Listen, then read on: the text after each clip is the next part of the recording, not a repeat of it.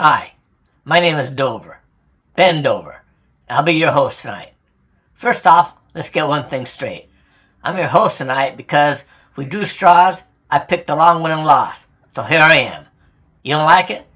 Too bad, because your mother sure did. Let me introduce the film. It's titled Sightseeing in Sedona. It takes a look at a few things to do in Sedona other than just hiking. Let me start off by saying, if you've got a weak heart or a weak stomach, don't bother watching this film.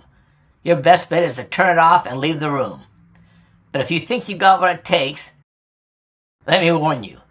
In this video, there's murder, mayhem, drug use, graphic violence, nudity, sexual content, underage sex, beheadings, eviscerations, cannibalism, bestiality, and cigarette smoking. Now that we've got that out of the way, let's start the video. And remember, anything that happens after this is on you. One thing you can do in Sedona is visit the famous Chapel of the Holy Cross. Built high on the red rocks of Sedona, the construction of this chapel was completed in 1956. The chapel stands 250 feet high, but because of its unique design, has a capacity of only about 65 people. Down a ways from the chapel is the rock formation known as the Praying Hands. If you plan to see the chapel, and you should, don't wait too late in the day to see it. It's a popular spot, considered the top attraction in Sedona. If you're hungry, go get a bite to eat at the McDonald's. Why McDonald's, you may ask? See the difference in this one in Sedona? It's famous for being the only McDonald's in the world with turquoise arches instead of golden ones. As of this video, there are around 44,000 McDonald's located in over 100 countries. So turquoise arches in Sedona really are something to look at.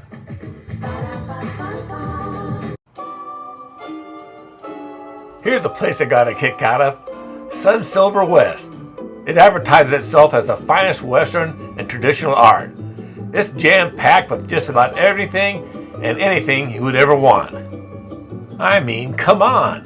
How can you not get excited about a place where a giant Pegasus greets you at the parking lot? And if Pegasus isn't your cup of tea, maybe you can dig on this giant Tyrannosaurus Rex statue. Rower is right. Just think how this would look on your front lawn. You know what? I think these will look great sitting on your fence. I don't know why, but I suddenly got very thirsty. So many cool things to see here on the outside, and I hadn't even scratched the surface yet.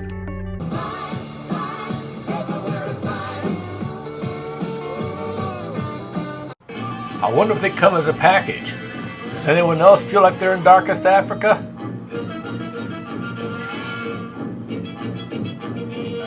Here's a sign I saw at the entrance to the inside. It reads, "Our cast name is Batman." But wait, there's more. He is friendly most of the time. Pet at your own risk and maintain distance.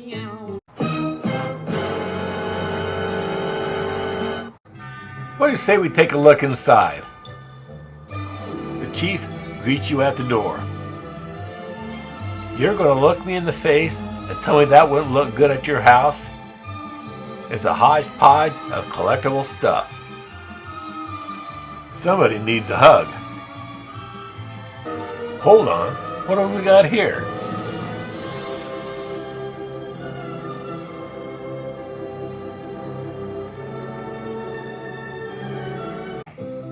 Even Ratfink makes an appearance.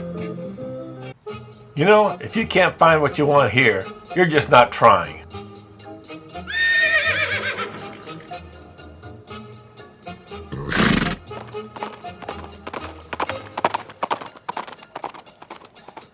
Well, what do you think?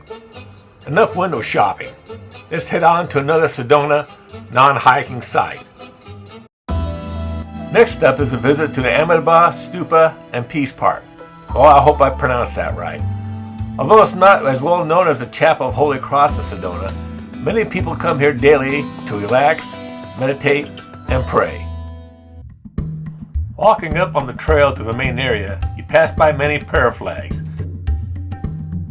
The prayer flags are normally printed with sacred images and mantras and are meant to promote peace, compassion, strength, and wisdom. Here's one of the Buddhist stupas located at the Peace Park. Stupa means a shrine for meditation and peace. Up close is a prayer wheel, and in the distance is the larger stupa with the prayer flags attached to it. The purpose of the prayer wheel is to purify negative karma and spread blessings and compassion for all. You spin the wheel in a clockwise direction.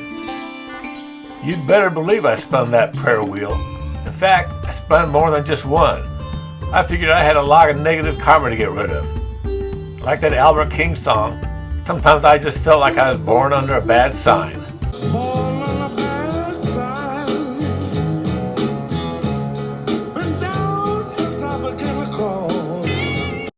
I should mention that the entrance to the Peace Park is free, but donations are accepted. The park is open to all people and religions. Well, hell's bells. If that was the case, I thought I might just cover all my bases by throwing in a few Hail Marys, chant some Nam Myoho Renge Kyo, Hare Krishna, and some other mantras. Here's my first look at the larger Amitabha Stupa. It stands about 36 feet tall. It serves as a focal point for spiritual renewal for visitors of all faiths, not just Buddhists. To take advantage of it, you walk around it in a clockwise fashion, keeping your mind focused on your spiritual intentions, prayers, or on the peaceful surroundings. I tell you, I walked around that stupa so many times, I got dizzy. Which way did he go, George? Which way did he go? Nearby is the statue of Shakyamuni Buddha. The statue comes from Bali, Indonesia, and is carved out of a single piece of mahogany. One last thing I'll mention to see is the famous Cathedral Rock. You'll see images of it on postcards. There's a short but very steep hike to the top, but I chose just to enjoy the view from the bottom. Cathedral Rock is also home to a powerful vortex. The vortex here is nurturing, calming, and healing. Maybe I should have done that hike. I could have used some of that. Well, that's it for this video. And like Porky Pig used to say at the end of a cartoon, "Oh, son of a gun." You thought I was going to say, son of a bitch, didn't you?